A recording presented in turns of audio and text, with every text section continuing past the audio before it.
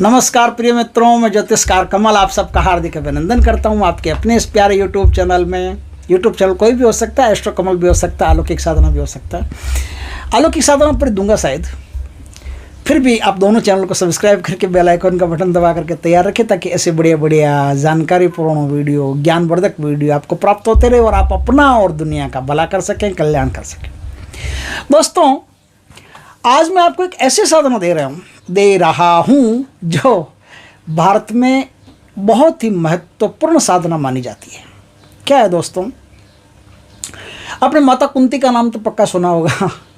माता कुंती के पास एक शक्ति थी, एक मंत्र था दुर्वासा ऋषि का दिया हुआ, कि वो किसी भी देवता को आकर्षित करके बुला सकती थी। ऐसे मंत्र भारतीय मंत्र संहिताओं में मिलते हैं, यदा कदा यत्र तत्र, कई बार देखने को आते हैं, प्राचीन पांडुलिपियों में आते हैं, प्राचीन गुरुओं के मुख से सुनने को मिलते हैं।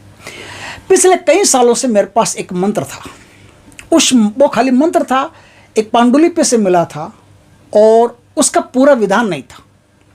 कई सालों से मेरे पास पड़ा था, उसका उपयोग नहीं किया जा सकता, क्योंकि पूरा विधान नहीं तो उपयोग कैसे करेंगे। अभी कुछ समय पहले गैया के एक संत है, उनसे मेरी मुलाकात हुई। उनसे मुझे इस मंत्र का पूरा संपूर्ण विधान प्राप्त हुआ, और विधान प्राप्त हुआ तब पता चला कि इस मंत्र के द्वारा आप किसी भी देवता का, हनुमान जी को छोड़ करके, देखिए ये मैं बार बार कहता हूँ ना, आप कई बार मैं ऐसे मंत्र देता हूँ और कहता हूँ कि हनुमान जी को छोड़ करके अजय पाल के कुछ मंत्र हैं, उनसे आप किसी का भी आकर्षण कर सकते हो। बहुत सारे ऐसे मंत्र जैसे किसी का भी आकर्षण कर सकते हो, लेकिन उस किसी का में हनुमान जी नहीं आते। हनुमान जी का कोई भी मंत्र आकर्षण नहीं कर सकता। हनुमान जी का आकर्षण सिर्फ श्रद्धा करती है, प्रेम करता है, विनम्रता करती है, सच्चा भक्त होता है, सच्चा हृदय होता है वो करता है, करुण पुकार होती है वो करती है। कोई भी मंत्र, तंत्र, यंत्र, टोना टोटका, अविचार कर्म हनुमान जी का आकर्षण नहीं कर सकते, क्योंकि वो एक ऐसे देवता हैं जिनको शुरू से ही ऐसे वरदान प्राप्त हैं कि उनको दुनिया की कोई भी शक्ति बांध नहीं सकती, और दुनिया से परे की भी कोई शक्ति नहीं बांध सकती। उनको मेघनाथ ने बांधने की कोशिश की तो वो ब्रह्मफांस चलाया, तो वो अपनी मर्जी से बंधे। उसमें साफ लिखा हुआ, जो न ब्रह्म सर मानहु महिमा मिटई अपार। अपनी मर्जी से बंधे थे।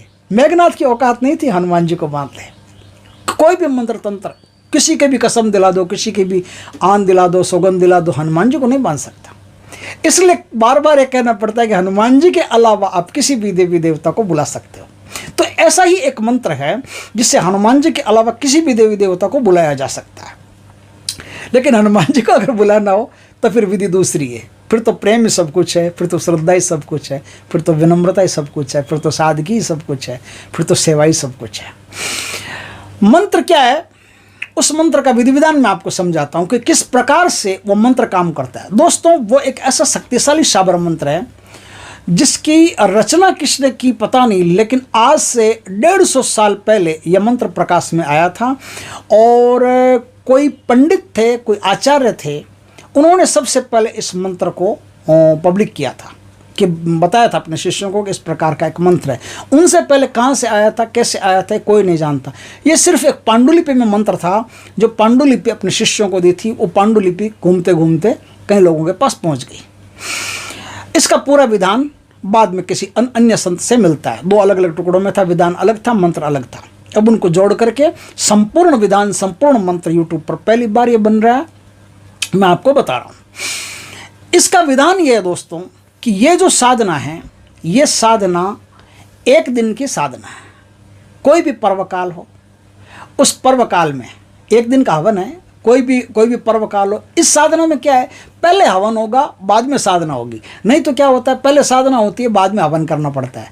इस साधना में सिस्टम उल्टा है, पहले हवन होगा, बाद में साधना होगी। अब क्या है, बात को ध्यान से समझिएगा, मैं भी कोशिश करता हूँ अच्छी तरह से समझाने की। 1 दिन कोई ऐसा चुन लीजिए, जैसे नवरात्र का प्रथम दिन हो, जैसे कोई ग्रहण हो, सूर्य ग्रहण हो, चंद्र ग्रहण हो, जैसे कोई दशहरा हो, दीपावली हो, होली हो, कोई भी पर्वकाल हो, गुरु पुष्य नक्षत्र हो, रवि पुष्य नक्षत्र हो, अमृत सिद्धि योग हो, कोई भी इस प्रकार के जो शुभ नक्षत्र वगैरह, शुभ योग वगैरह, शुभ दिन वगैरह कुछ हो, जो ऐसे मान्यता है कि हाँ ये दिन अच्छे होते हैं, वो दिन चुनाव कर लो आप। वो दिन चुनाव करने के बाद में फिर इस साधना को आपको करना है। कैसे करना है, ध्यान से सुनिए।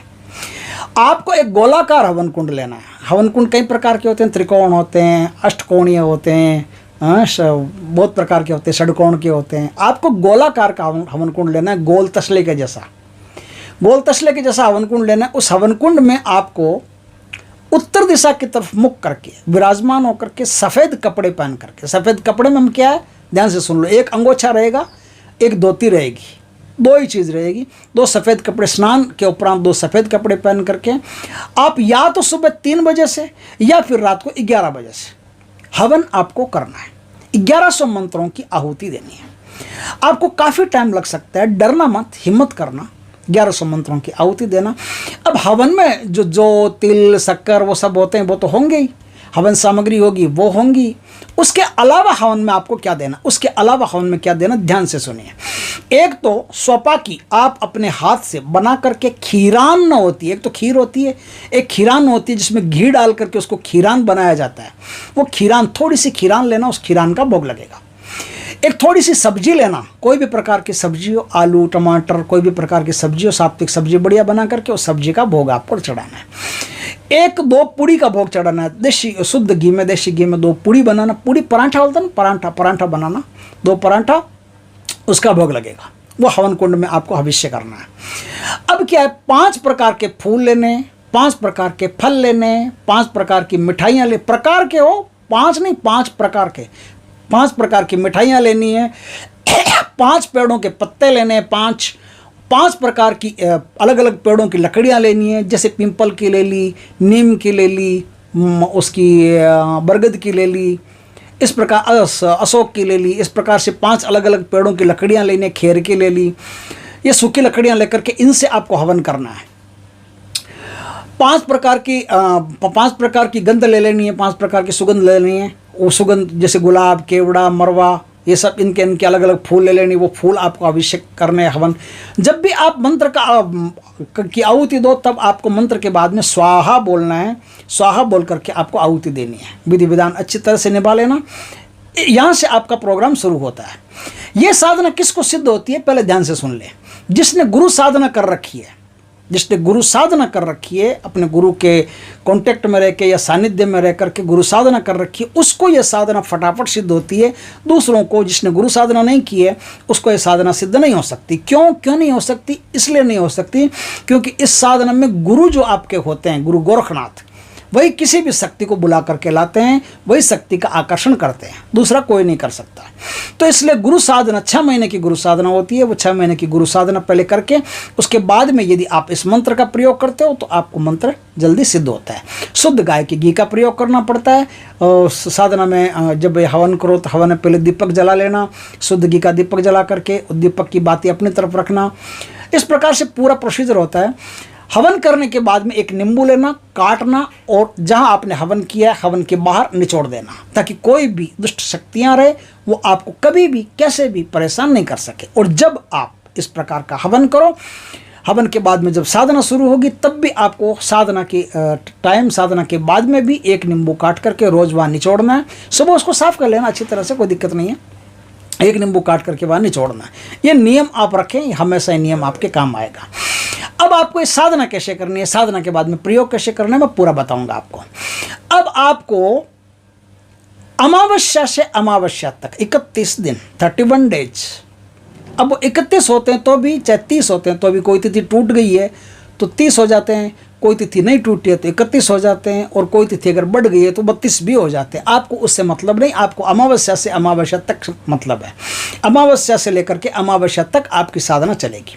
साधना में सफ़ेद वस्त्र रहेंगे, लाल आसन रहेगा या सफ़ेद आसन रहेगा, कोई भी प्रकार का ऊन का आसन हो वो आप रख सकते हैं, कुशा का आसन हो वो रख सकते हैं। इस प्रकार से आपको साधना करनी है। साधना में 1100 मंत्रों का जाप आपको करना। या तो 1100 मंत्रों का, ये साधना 2 प्रकार की, एक तो उपंश होगी, एक मानसिक होगी। आप जो इच्छा आपकी हो वो कर सकते हो। यदि मानसिक साधना करनी हो तो 3 घंटा 36 मिनट अपनी घड़ी में अच्छी तरह से अलार्म लगा लो, या कुछ भी मोबाइल में लगा लो, अलार्म लगा लो, घड़ी में लगा लो, 3 घंटा 36 मिनट फिक्स, उतनी आपको साधना करनी है। अगर 1-2 मिनट ऊपर नीचे हो गया तो कोई चिंता की बात नहीं है। ऊपर नीचे नहीं, सॉरी, 1-2 मिनट अगर ऊपर हो गया तो भी कोई चिंता नहीं है। मानस में ये रहना चाहिए कि 3 घंटा 36 मिनट मुझे जाप करना है।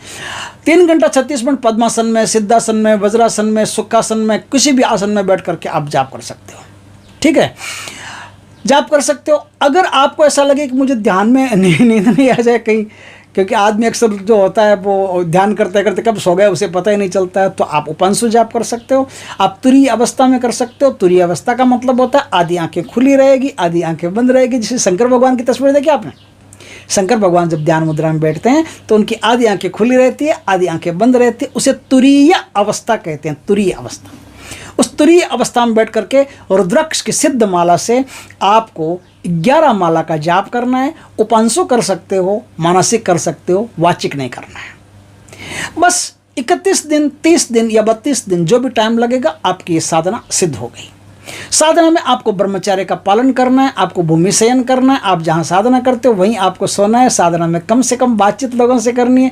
साधना में सत्य भाषण करना है, झूठ बोलना वर्जित रहता है। अगर आप साधना काल में झूठ बोलते हो तो शक्ति आएगी नहीं, क्योंकि शक्ति झूठ बोलते ही आपकी जो साधना है ना वो सारी साधना झूठी हो जाती है, इसलिए झूठ बोलना वर्जित रहता है।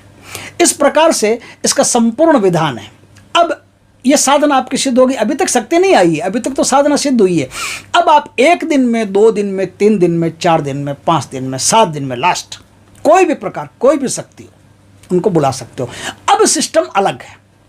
अब सिस्टम यह है कि जिस देवता को आपको बुलाना है उस देवता का विधान आपको आना चाहिए। जैसे सपोज करो काली माता को बुलाना है। अब काली माता को बुलाना है तो हवन करना पड़ेगा। थोड़ा सा हवन में आपको शराब चढ़ानी पड़ेगी। यदि उसमें मांस वगैरह लगता है तो मांस वगैरह भी हवन में चढ़ाना पड़ेगा। यदि आप काली माता को नहीं बुलाते, आप माँ तारा को बुलाते हो, तो अगर उसकी माँ तारा की सात्विक साधना है तो सात्विक साधना के हिसाब से आपको हवन करना पड़ेगा। हवन सारे ही देवी देवताओं का करना पड़ेगा। यदि कोई रामा पीर को बुलाता है तो चूरमा बना करके या जो भी रामा पीर का भोग लगता है वो सारा भोग बना करके वो भोग हवन में देना पड़ता है, हवन करना पड़ता है, धुआं जलाना पड़ता है और आपको मंत्र का जाप करना पड़ता है। थोड़ा सा हवन कर लो, नाम मात्र का हवन कर लो, 10-11 आहुति दे लो, उसके बाद में 1100 मंत्रों का जाप करो। मंत्र में एक शब्द आया है अमुक देव। उस अमुक देव के स्थान पर जिस देवी देवता को आपको बुलाना है उनका नाम लेना है। अब सपोज करो आपको आसु मैत्रानी को बुलाना है। आसु मैत्रानी को बुलाना तो सुअर का बच्चा आपको देना पड़ेगा, सुअर का बच्चा देना पड़ेगा। अब कोई ऐसे देवता हैं जिनको मुर्गे की बलि लगती है, कोई ऐसे देवता हैं जिनको बलि कुछ नहीं लगती, लड्डू लगते हैं। जैसे गणेश जी को बुलाना है तो मोदक चढ़ाने पड़ेंगे, गन्ना चढ़ाना पड़ेगा, ये सब हवन करना पड़ेगा। तो इस प्रकार से जिस देवता को बुलाना उसका विधान आपको आना जरूरी है। अगर उसका विधान आता है तो ही वो देवता आपके प्रति आकर्षित होगा और तो ही वो देवता आपके पास आएगा। और देवता आएगा तो तुरंत आपकी मनोकामनाओं को पूर्ण करेंगे। ये बहुत ही शक्तिशाली, बहुत ही ज़बरदस्त चीज़ है जो मैं आपके लिए लेके आया हूँ और इसका संपूर्ण विधि विधान आपको कहीं नहीं मिल सकता। भगवान की कृपा से मुझे मिला, मैंने जगत कल्याण के लिए संपूर्ण विधि विधान दिया। इस प्रकार से आप देवी देवता को बुला करके अपना और दुनिया का भला कर सकते हैं, कल्याण कर सकते हैं। अपने जीवन में जो भी कोई प्रॉब्लम हो उसको मिटा सकते हैं। दुख, दारिद्र्य, जो भी कुछ हो, बीमारी, तकलीफ जो भी कुछ हो, उन सारी तकलीफ़ों से आप निजात पा सकते हैं, मुक्ति पा सकते हैं। दोस्तों अब सुनिए, इसमें जो मंत्र है वो मंत्र क्या है। मंत्र ओम गुरुजी, शिव बैठे कैलाश, विष्णु बैठे वैकुंठ, मेरी भक्ति शिव की शक्ति, पूजूं अमुक देव, मनाऊं तो आवे, न आवे तो दुहाई शिव शंकर की, दुहाई माता काली की, दुहाई गुरु गोरखनाथ जी की। यह संपूर्ण मंत्र है। दीक्षित होकर के इस मंत्र की आप साधना करेंगे तो आप किसी भी देवी देवता को बुलाने में सक्षम हो जाएंगे। दोस्तों वीडियो अच्छा लगे तो लाइक करना, कमेंट करना, शेयर करना। पहली बार हमारे चैनल पर आए हो चैनल को सब्सक्राइब करना, पास में जो बेल आइकॉन का बटन है वो दबा देना ताकि हमारी ज्ञानवर्धक जानकारीपूर्ण वीडियो सबसे पहले आपके पास आ सके। जय श्री कृष्णा दोस्तों।